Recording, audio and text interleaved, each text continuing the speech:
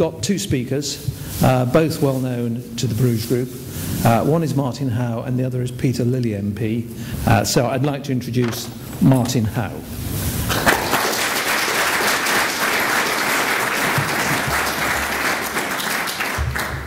Well, good evening, ladies and gentlemen. Thank you for inviting me here tonight. I'd like to focus tonight on one quite specific area, but I'll focus on that area because it is both very important and very topical. And that is one of the basic powers of the state's control over the issue of money. Now, we have heard recently quite a lot of talk about a subject whose euphemism is quantitative easing. My basic thesis is that this decision whether or not to do that is a fundamental power of a nation state, and the wisdom or otherwise of the circumstances in which that power is used should be a matter for our elected representatives ultimately to decide. But in this regard, is the United Kingdom sovereign? Well, the answer is not entirely, because the United Kingdom did not actually opt out of the entire European Monetary Union project. Instead, its legal status is that it is frozen in phase 2 of the EMU project, and its sovereignty is subject to a number of constraints. Not constraints that are as great as had we been gone forward into phase 3, which is adoption of the euro as our currency, but still some constraints which arise from articles of the Treaty of Rome, which were originally inserted into that treaty by the Treaty of Maastricht. I'll mention 3 of them of significant importance. Article 101 of the Treaty of Rome states that overdraft facilities or any other type of credit facility with the ECB or with the central banks of member states in favour of community institutions or bodies, central governments, regional, local or other public authorities and so on, shall be prohibited.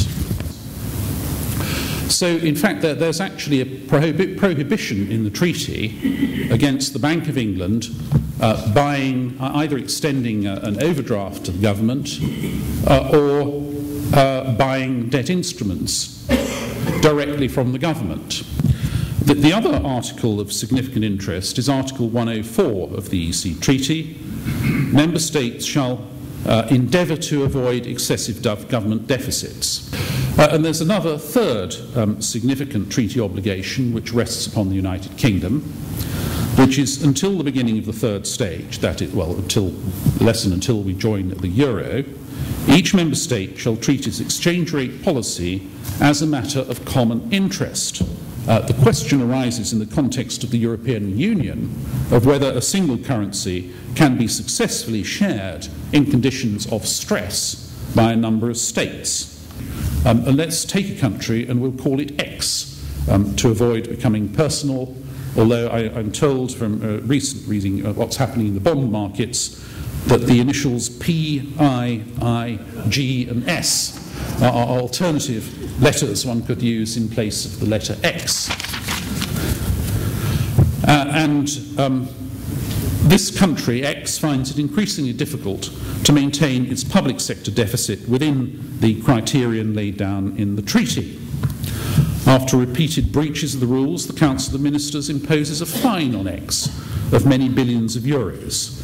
Given its existing deficits, it cannot pay without crisis tax increases which its politicians are unable or unwilling to impose, and it does not pay.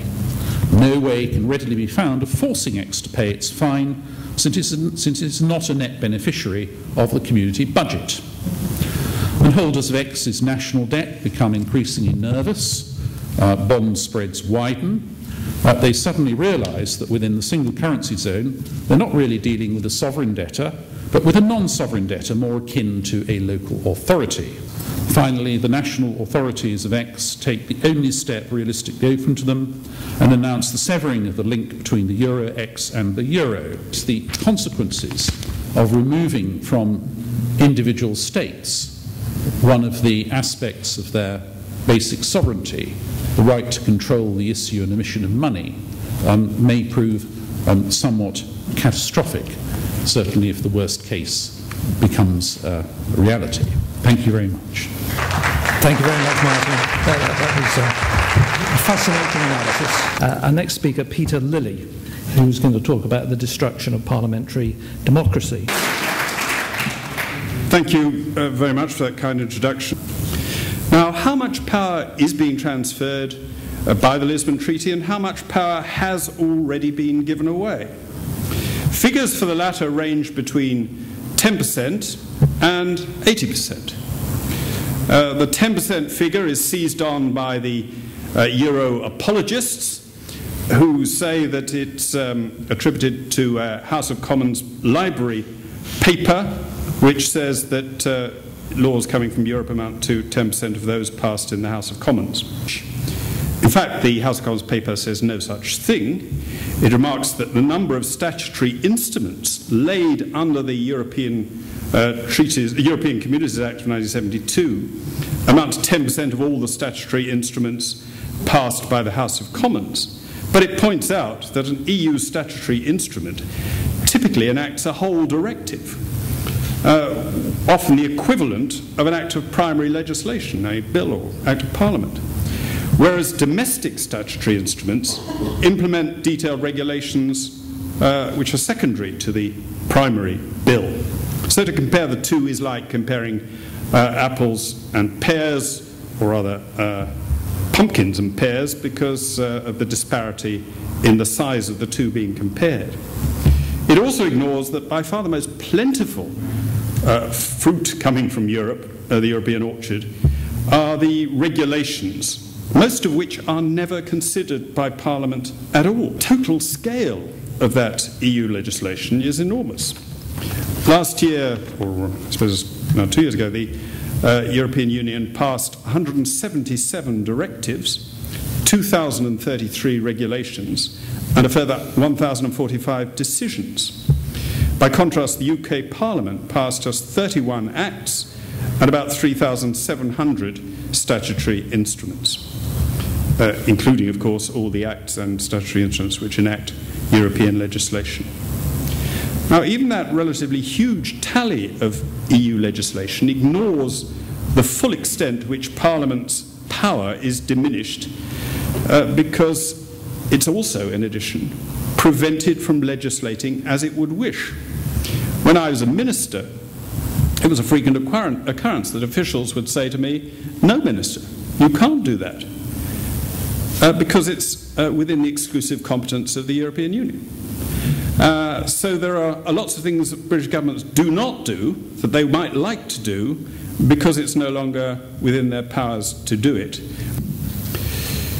Now, why do so few voters, or for that matter MPs, realise how many powers have been or are about to be transferred to Europe?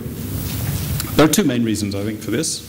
The first is because governments, I regret to say of all persuasions, deny that significant powers are being transferred when they are agreeing a treaty which does just that. And secondly, and more sinisterly in a way, because once powers have been transferred, ministers engage in a charade of pretense that they still retain those powers, that they're acting on their own discretion, even when they're doing something which has been imposed upon them by Europe.